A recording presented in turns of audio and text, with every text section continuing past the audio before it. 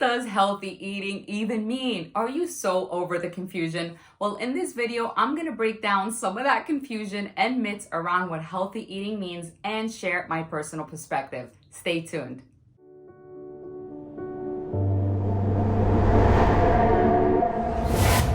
My name is Iman, and this is Mind Body Veda.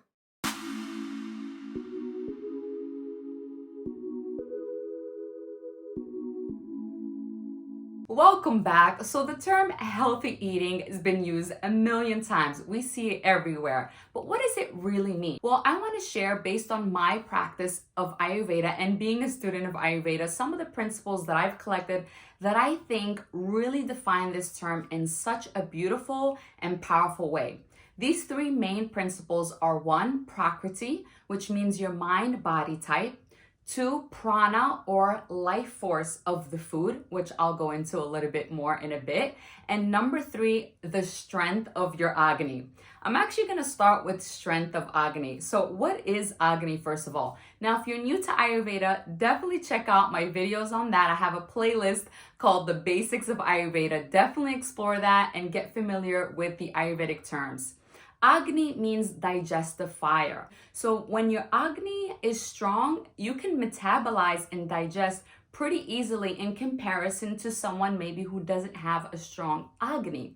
So when we're thinking about healthy eating really should correlate and align directly with eating according to your Agni strength. If you have digestive issues, maybe it takes you really long to digest a meal. It takes maybe 4, 5, or 6 hours. You're feeling bloated, heavy, constipated, or have gas.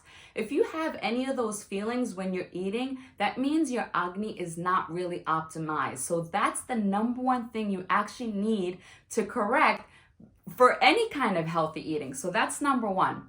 Number two is Prana, right? Or life force. Now, life force means that energetic that is in the food.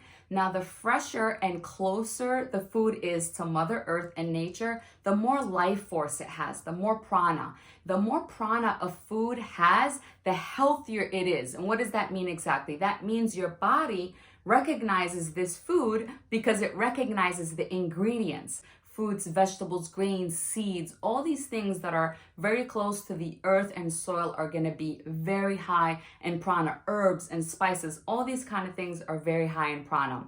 Now, the next thing I want to talk about is the mind-body type. Now, Ayurveda is fascinating when it comes to eating according to your dosha type, or more importantly, eating according to balancing your Vikriti, which is the dosha imbalance you may be experiencing at the moment. So, for example, if you're a Pitta person, which means the fire and water element mainly, and then Kapha is secondary, that's called a Pitta Kapha Prakriti.